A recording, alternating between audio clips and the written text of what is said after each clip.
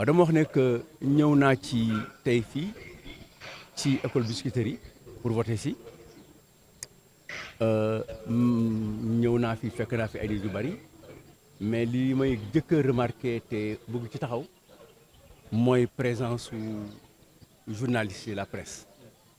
mënule ma leen identifier du ma ko def mais la presse elle était là elle est présente elle est là pour ñoom pour ñu ñëw seet scrutin bi naka lay demee maanaam bésu tey bi presse bi yëpp ñu ngi fi ci bésu tey bi ñoom ñëpp pour surveiller loolu pour seet ko te am na ay information yu ñu jot yoo xam ni wane ne presse bi mu ngi taxaw démocratie nag kenn mënu ko defar te amuloo presse bu baax bu taxaw presse démocratique amuloo benn presse bu am équité am responsabilité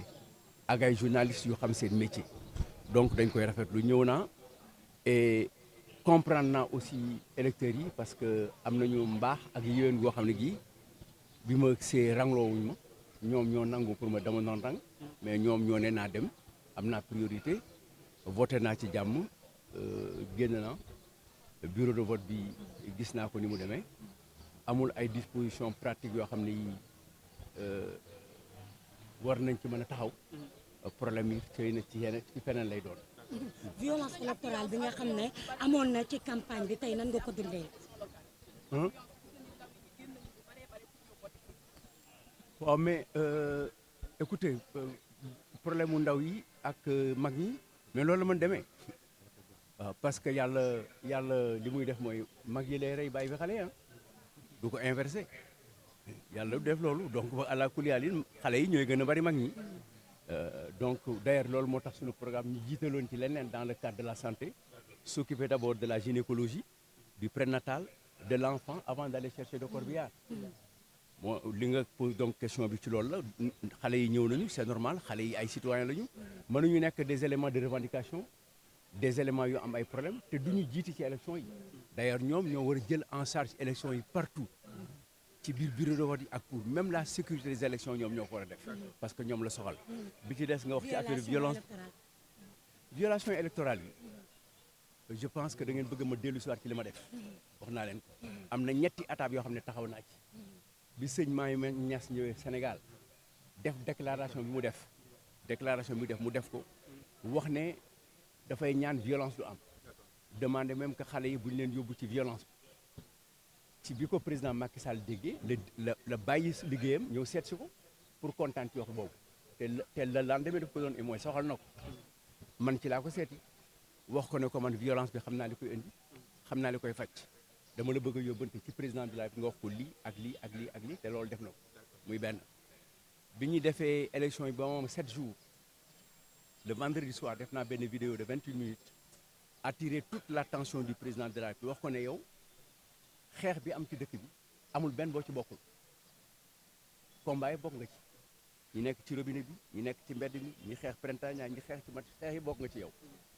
bi ñu ci bokkee ci juróom-ñaar yi 7 sur 10 mooy pourcentage bi 70% 20% yi ci des yow du point de vue interne sa biir kër yéen a doon xeex bi ci des yow la ak ñi nga xam ne da nga leen jël comme ay transhumants ngeen xeex mais ñun kenn dégguñu ci benn xeex d'ailleurs am na ay éléments yu importants yu ko wane ñun attaqué nañu xuloo ñu transformé suñu meeting en sabar ba ñu dem ñu bàyyi mais ay nit romb nañ ma fu ma nekkul Khalifa Sall ak Barthélémy ak Barthélémy d'abord fekk nekkuñu ma suma wa karawaan ñu taxaw wax ak suma ay nit ne leen seen patron bi nga xam ne mooy Doudou Wade bu PDS moomu leen ko yéen kenn suñu mag la suñu xarit la suñu kii la nitu jàmm la loolu ma jàpp ko daje naa ak Soham Wardini bi ñu dajee man maa wàcc fekk si ko te maa ko mag mais responsabilité yi mu yoree du point de vue municipal ñu nekk ci élection municipale tax na ma def ko parce que aussi am na lu mu traversé mais dugg naa aussi ci koñ mu dugg saaxam suma gannaaw sur la route de l'abattoir gis APR yu nekk à 300 mètres ma wàññeeku donc li ma doon wax sëriñ yëpp amul benn sëriñ ba sëriñ moo Lamine may ma tuuti rek jarul insister parce que relance du moo yóbbu man non man relance dafa ma dul yóbbu man relance dafay parce que jàng naa li ngeen di jàng si yéen laa ko jàng dama leen laaj lii loo tax ngeen def lii donc dama dajeek moom ma wàññeeku dama wax sëriñ yëpp ñu ma dajeel dama leen ne ñaan ñu ngi leen di ñaan ngeen ñaanal ñu jàmm mais ngeen ñaanal ñu ñun ñii bu ñu tooñ kenn ngeen ñaan aussi bu ñu tooñ kenn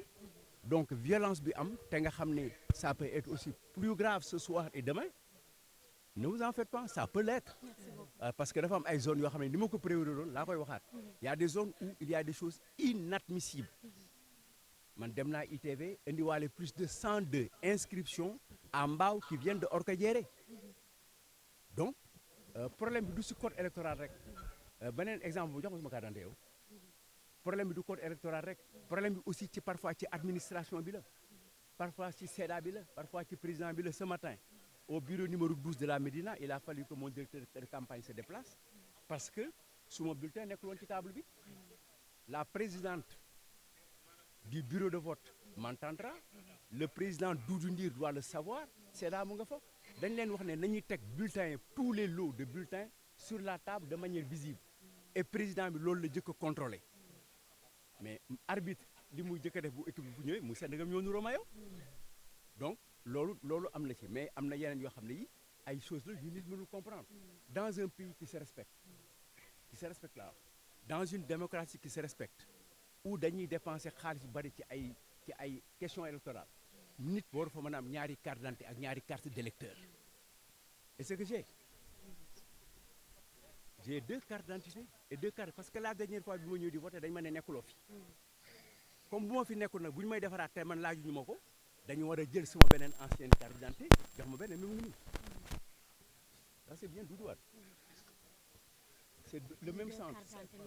et deux bureaux donc c'est clair donc c'est-à-dire que dafa am dans l'administration des choses da nga dugg ci bureau bi yéen gis ngeen film bi benn responsable de bureau di jël enveloppe bi di ci def bulletin boo ñëwee mu jox la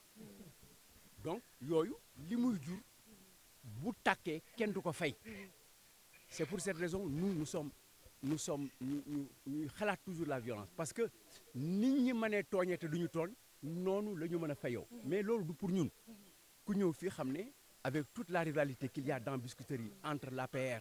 et le PDS et tout ce que l'APR a de responsables ici qui ont été candidats mais dégguloo fi coow mais parce que ñoom duñu tooñ